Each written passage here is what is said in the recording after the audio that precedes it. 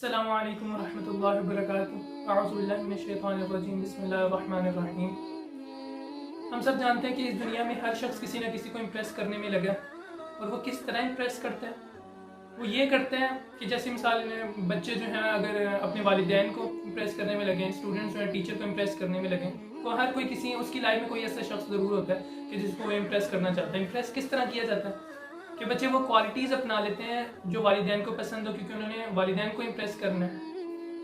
ہم سب جانتے ہیں کہ ہم مخلوق ہیں اور اللہ تعالیٰ ہمارے خالق ہیں، اور کتنی ہی اچھی بات ہو کہ ہم اللہ تعالیٰ کو امپریس کر لیں اور اللہ تعالیٰ ہمیں پسند کر لیں، تو ہم اللہ تعالیٰ کو کیسے امپریس کر لیں گے اور کیسے یہ پاسبل ہو کہ اللہ تعالیٰ ہمیں پسند کر لیں؟ وہ اسی طرح ہوگا کہ ہم وہ کوالٹیز اپنا لیں کہ جو اللہ تعالیٰ کو پسند ہو۔ اور وہ اللہ تعالیٰ کو کون سی کوالٹیز پسند ہیں وہ تو بندہ خود ہی بتاتا ہے نا۔ والدین کو جو کوالٹیز پسند ہوتی ہیں وہ بچوں کو پتہ چل جاتا ہے کہ والدین کو ہمارے کون سی کوالٹیز پسند ہے، تو وہ وہی بات مانتے ہیں ان کی پھر۔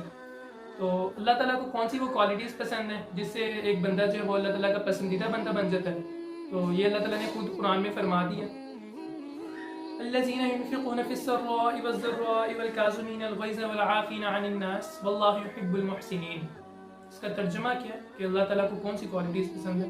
ترجمہ دیں، جو خوشی اور تکلیف میں خرچ کرتے ہیں اور غصے کو پی جانے والے اور لوگوں سے درگزر کرنے والے ہیں، اور اللہ ایسے نیک لوگوں کو پسند فرماتا ہے۔ کون کون سی اللہ تعالیٰ نے کوالٹیز بتائی ہیں؟ کہ جو خوشی ہو یا غم ہو، ہر حال میں اللہ تعالیٰ کی راہ میں خرچ کرتے ہیں، غصے کو پی جاتے ہیں اور درگزر کرنے والے ہیں۔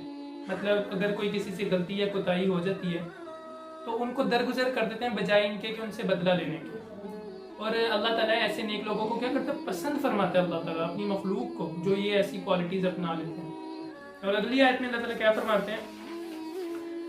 وَالَّذِينَ إِذَا فَعَلُوا فَاحِشَةً أَوْ ظَلَمُوا أَنفُسَهُمْ ذَكَرُوا اللَّهَ فَاسْتَغْفَرُوا لِذُنُوبِهِمْ وَمَن يَغْفِرُ الذُّنُوبَ إِلَّا اللَّهُ وَلَمْ يُصِرُّوا عَلَى مَا فَعَلُوا وَهُمْ يَعْلَمُونَ۔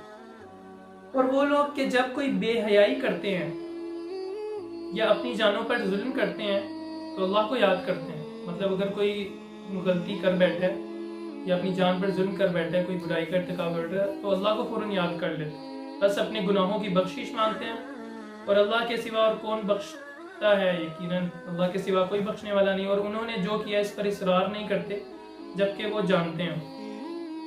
مطلب کہ اگر کسی شخص سے کوئی غلطی ہو گئی، جان بوجھ کے نہیں، کوئی غلطی سے کسی گناہ کا کسی برائی کا ارتکاب بیٹھے، تو وہ فوراً اللہ کی طرف رجوع کرتا ہے، اپنی توبہ کی اصلاح کرتا ہے، توبہ کرتا ہے اللہ تعالیٰ سے، اور دوبارہ اس گناہ کو نہ کرنے کا ارادہ بھی کرتا ہے۔ لیکن کچھ ایسے لوگ بھی ہیں جو مطلب غلطی جو کر لیتے ہیں اس پہ نہ تو شرمندہ ہوتے ہیں، نہ ان کو توبہ کا احساس ہوتا ہے۔ تو ہم سب کی یہ دعا ہے کہ ہم وہ کوالٹیز اپنا لیں جو بھی میں نے پچھلی آیت میں بتائی، جس سے اللہ تعالیٰ ہم سے راضی ہو جائے۔ اور اگر کبھی غلطی سے خدا نخواستہ ہم سے کوئی برائی یا کوئی گناہ ہو جاتا ہے تو اللہ ہمارے دل میں یہ بات ڈالے کہ ہم فوراً اس غلطی پر رجوع کریں، مطلب اللہ تعالیٰ سے اس غلطی کو مانے کہ اللہ یہ میرے سے غلطی ہو گئی ہے، میں غلط تھا، میں اس کی وجہ سے توبہ کرتا ہوں اور دوبارہ نہ کرنے کا اس کا ارادہ کرتا ہوں۔